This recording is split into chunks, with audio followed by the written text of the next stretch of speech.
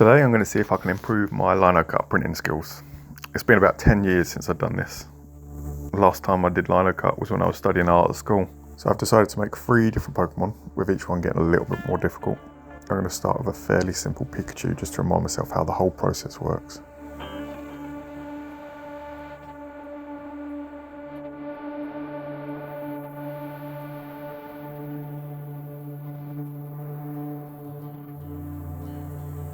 One of the things you have to be careful with doing Linocut is what you're actually carving away. Because once you've removed something, it's not really what I put it back. So yeah, with painting or drawing, you can normally cover up a mistake, but with this, what you carve away is pretty much gone, and it's going to sharpen the print. I managed to find that out pretty quickly because I accidentally carved away a bit of Pikachu's ear, which means it'll be missing from the final print. It's not a massive problem, but a good reminder to think about every cut before you make it.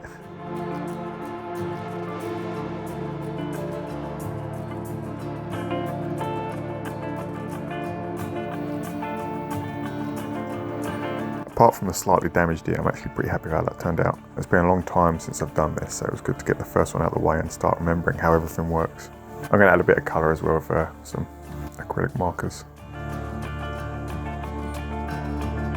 That's Pikachu finished. Now I'm going to make things a little bit harder. For the second one, I went with Mew. It's a bit bigger and it's got a little bit more detail, so I knew it was going to be a little bit tougher. This time I also outlined the design with a Sharpie. I thought it might make it easier to see which bits I needed to carve away, especially once I get into some of the smaller areas.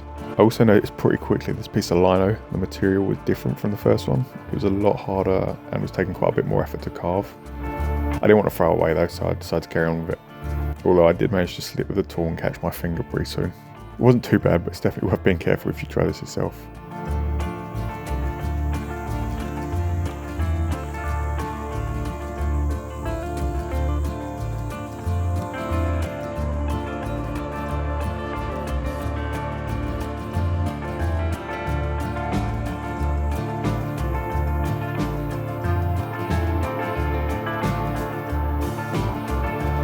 There are actually quite a few different ways you can add colour to Linocut prints. So I'm going to want to try in another video maybe is using same size lino blocks for the same picture, and then you layer them up with different colours. You can also mix the ink when you're rolling it out, which can give you some really nice effects like a colour gradient from one to the next. For this video though, I'm keeping things pretty simple.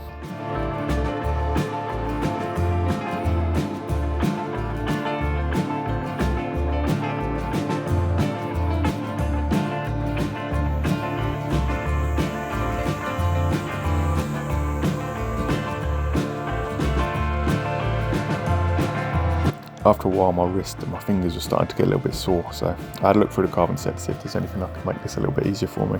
And then I remembered it came with some different sized blades, so I switched to a big one. This meant I could then take out larger bits of lino at a time rather than slowly removing tiny bit by bit. That made things quite a bit easier.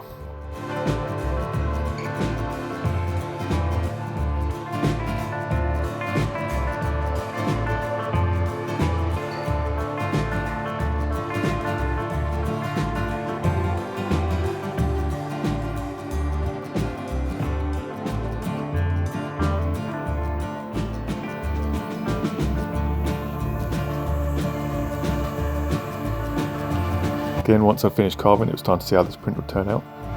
There was quite a bit more detail in this one than the Pikachu, so I'm pretty happy with that. Definitely a step up from the Pikachu, both in size and detail. I'll again add some colour to this one with the acrylic markers.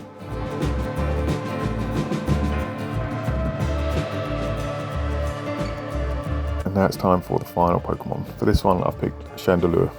I thought it would work quite well because the lino print's got some nice bold lines, but it's also a bit more complicated than the first two. And I'm going to use a bigger piece of lino as well. So this is really going to be the test to see if I've actually improved as I've gone along. I think that's one of the great things about using Pokemon for this. There's so many different designs to choose from with different colours, sizes, complexities. I think there's now 1,025 Pokemon, so there's pretty much always going to be one that works for whatever sort of project you're working on.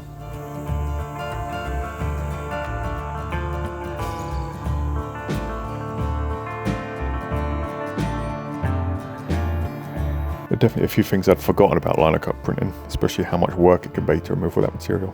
I also found that the type of lino can make a massive difference, and using the different size blades and the different shapes is very useful as well.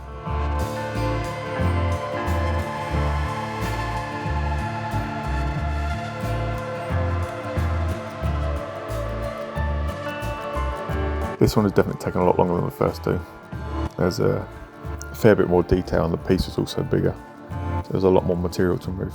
Definitely feeling this in my hands and my wrist. I'd forgotten how much work goes into carving one of these. It's a fairly simple process, but when you're working on something this size, there's a lot of time spent just removing tiny bits of lino.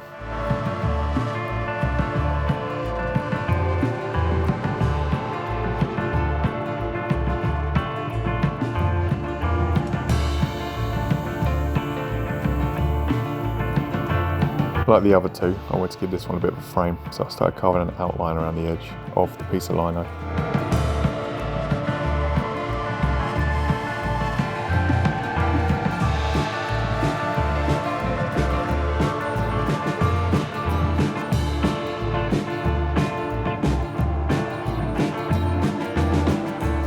For this one I also wanted to do a little bit more of the background. Nothing crazy, just wanted to give it a little bit of a texture to it.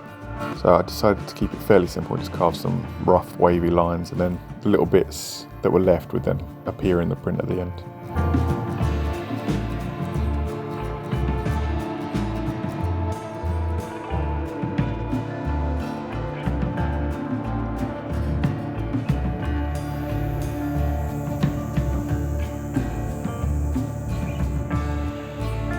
If you've got any tips to improve my Linocut skills, let me know in the comments. And if there's a Pokemon you'd like to see me try as a Linocut, let me know as well. If you enjoyed the video, please consider giving it a like and subscribing to see more art projects like this. If you want to have a go at Linocut printing yourself, I've put links in the description to some of the equipment I used in this video.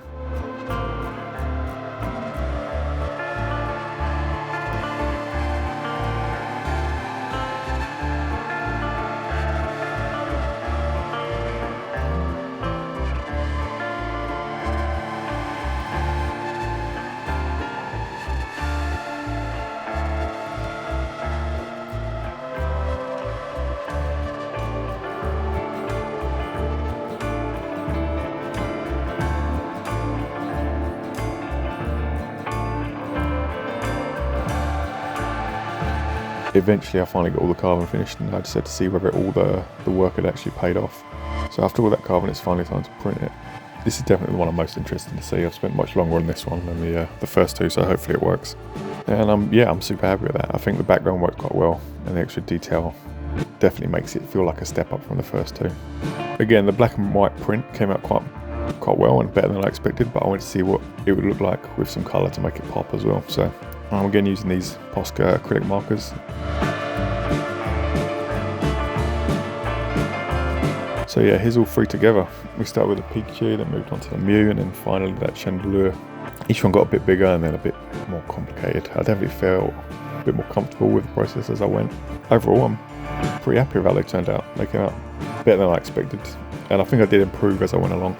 If you enjoyed the video, please consider giving it a like and subscribing to see more art projects like this. Thanks for watching, and I'll see you in the next one.